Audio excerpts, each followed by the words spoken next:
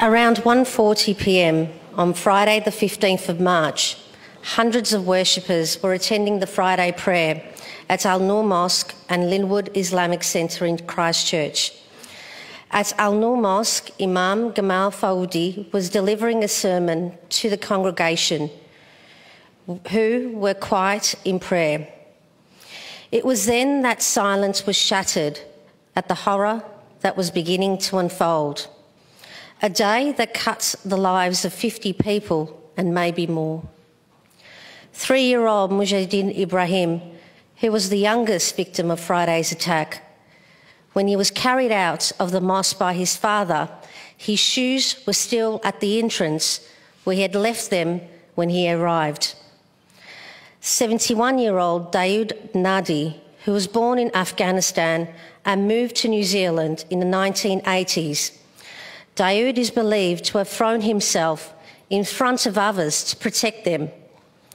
23-year-old Ansi Al-Bavi, who was studying a Masters of Management, had moved to New Zealand with her husband a year ago.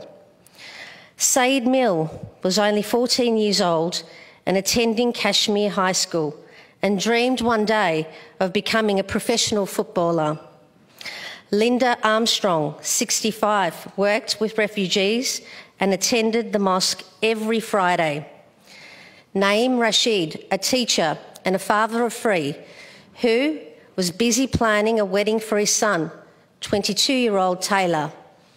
He tried to stop the attacker and protect his son. Neither father or son survived. 42-year-old Hosni Ara Parvin ran to find and shield her wheelchair-bound husband, but she didn't make it. These are just some of the 50 people who lost their lives. These people were fathers, mothers, grandparents, daughters, and sons, brothers, sisters, friends, and neighbours.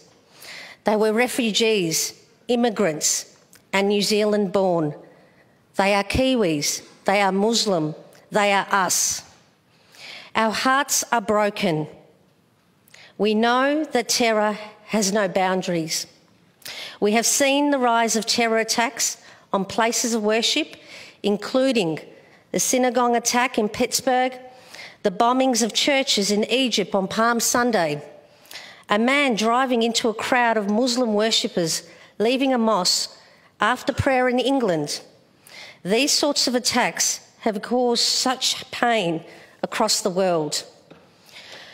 With all that is occurring globally, one thing has emerged, which is that terrorism will not break us nor define us. We unite against bigotry, we unite against hate, we unite against terror. We stand together as one to condemn these callous and coward attacks on humanity. My message to our community is to remain strong.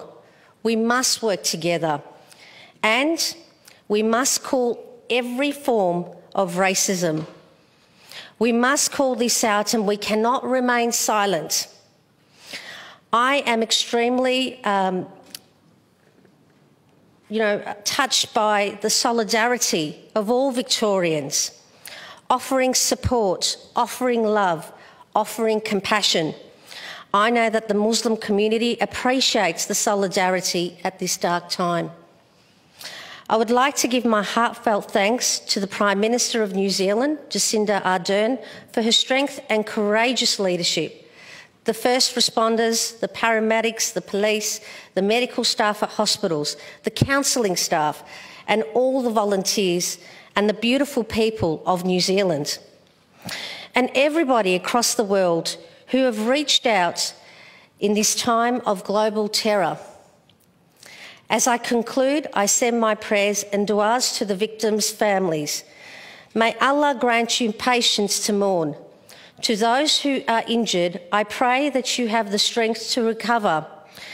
As the journey has begun for the lives that are lost, we hope that their last words are, I testify that there is no God but Allah, and Muhammad is the messenger of Allah.